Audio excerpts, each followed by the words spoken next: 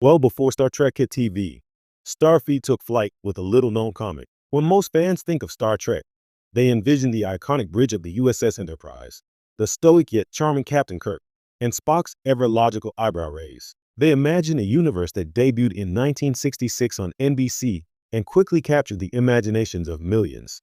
But what if I told you that Starfleet had already taken flight years before any television camera rolled?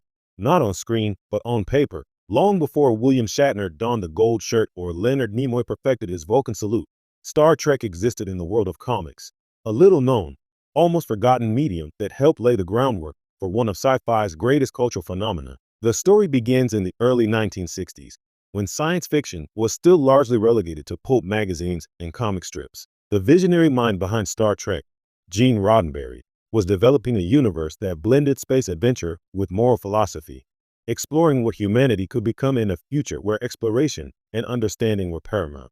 While pitching his series to television networks, Roddenberry realized that comics could serve as a testing ground, a way to introduce the public to Starfleet without the high cost of television production. Enter Star Trek, the comic series, published by Gold Key Comics in 1967, just after the TV show's initial pickup, but drawing heavily on pre-production concepts that Roddenberry had been refining for years. These comics were more than simple adaptations. They were experiments. Writers and artists took early drafts of Star Trek scripts and characters and ran with them, imagining missions that the TV show might never have dared. For example, in one striking issue, the Enterprise encounters a planet where emotions manifest as physical constructs, forcing the crew to confront their own fears and desires in a very literal sense. Such imaginative storytelling mirrored Roddenberry's ultimate vision for the series.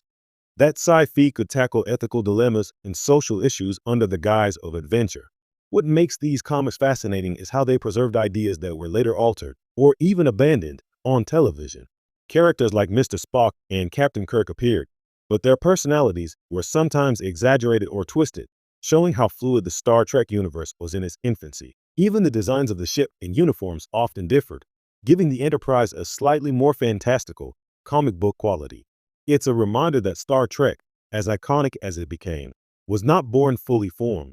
It evolved through experimentation, feedback, and reinterpretation. Perhaps the most remarkable thing about the early comics is their accessibility. In an era when television ownership was not universal, and when network executives were cautious about greenlighting a space adventure, the comic book allowed fans, and potential executives, to experience Star Trek's promise firsthand. A child flipping through the colorful panels could see the grandeur of Starfleet, feel the tension of a space mission, and engage with the same moral questions the TV show would later tackle. In many ways, these comics were Star Trek's first ambassadors, quietly cultivating a fan base eager for more. It's also worth noting the role of artists like Dan Spiegel and Matt Jeffries in shaping the look of Star Trek before it hit the small screen. Jeffries, who would go on to design the USS Enterprise for television, contributed designs to the comic that informed the show's aesthetic. Spiegel's expressive character work made Kirk and Spock feel alive in a way that prefigured their television portrayals. The synergy between writers and artists in the comics helped crystallize Star Trek's identity,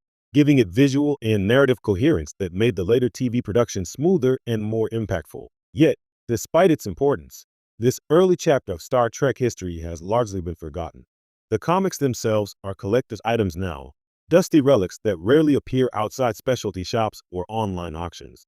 Their storylines are not considered canon, and their influence is often overlooked in favor of the televised adventures. But for those willing to dig, the comics reveal a universe both familiar and strange, a Star Trek that was still finding its voice, experimenting with ideas that would later define the franchise. In hindsight, the early Star Trek comics were more that science fiction could be